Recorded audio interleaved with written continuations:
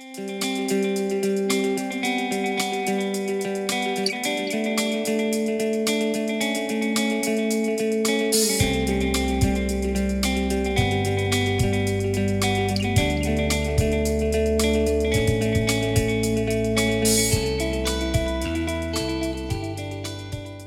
can I describe it? You've got an absolute magnificent structure here at the moment, right up to date with most of the, even better than some of the private schools. So I'm just amazed at the school at the moment. It was a lot smaller in my day, and of course we had a big playing field in the yard where all the buildings are at the back there to the east. That was an open field there. And we had some cricket nets up one corner, and then the prefects had a pavilion. And in those days, we weren't allowed to go near the girls. They had a dividing fence, and the girls were on the west side of the school, and the boys on the east. And their locker rooms are right down one end of the school, and ours down the other. So we weren't allowed to fraternise with girls. They didn't trust us in those days.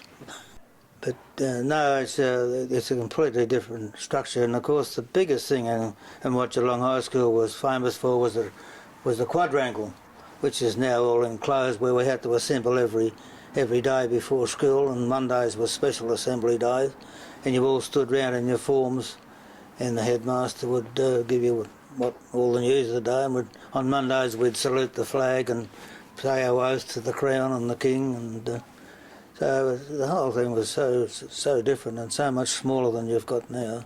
Well, I lived at Belmont in Rothman, in Wimber Street, Belmont, which is just past Rothman Road, if you know it, in High Street.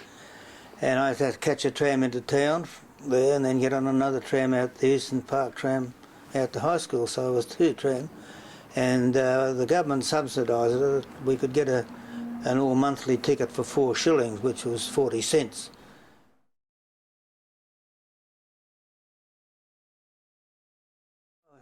We had a very good relationship with the teachers. We had a few problems because wartime, and a lot of the male teachers were away at the war, and so some of our teachers were actually primary school teachers that they brought out of retirement. But I remember my first teacher in 1B, Mrs. Rogers, and she was a primary school teacher that taught us maths and history, I think.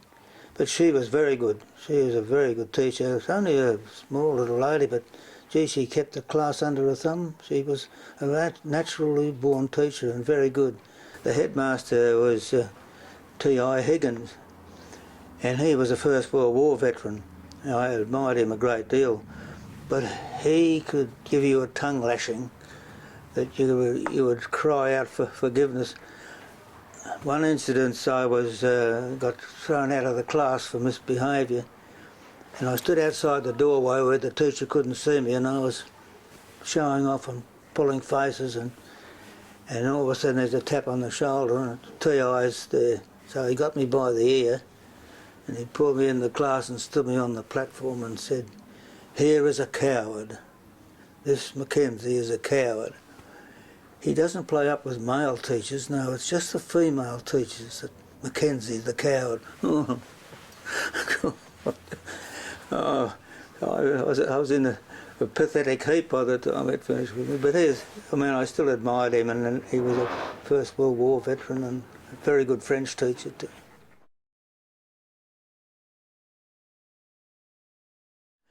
Most of my reports at the end of the year said it did fair work, but inclined to play and disturb others. Seemed to have featured in a lot of my. I'm a bit of a dreamer. Tend to look out the window at what was going on outside rather than paying attention.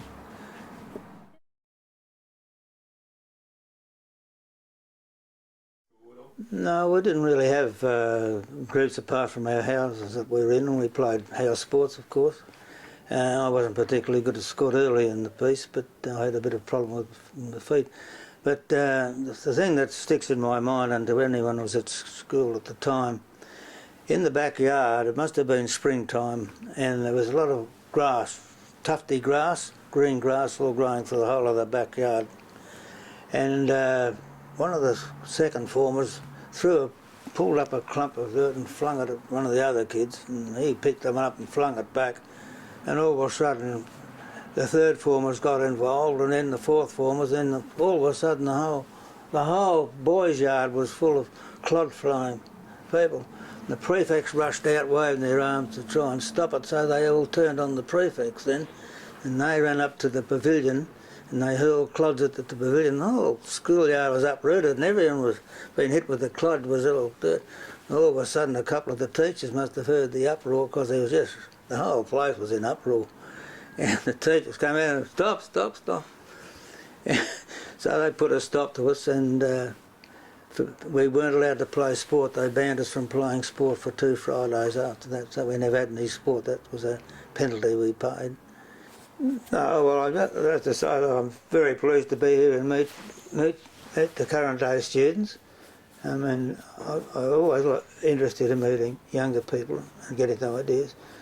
And it's nice to know, to me, that you take an interest in what life was like back in those days, because we've got to learn. We've got to learn from our history. We've got to learn from the mistakes my generation made, so you don't make them now. And it's been disheartening for me to see some of the mistakes that are made now. If people had known their history and their background, they wouldn't make them today. Well, that's no, it's been a great pleasure, and always be proud of your school. It's got a great tradition here, and I think this school, to my knowledge, we've had at least 6 members of Parliament come through here, more than any other school in Geelong. And I think you've had High Court judges, and you've had a whole range of very famous people go through here. Phil Law, the polar explorers, have spent time here. Always be proud of your school, and pity you don't have a cap to wear with a silver gull on it, don't you? Yeah.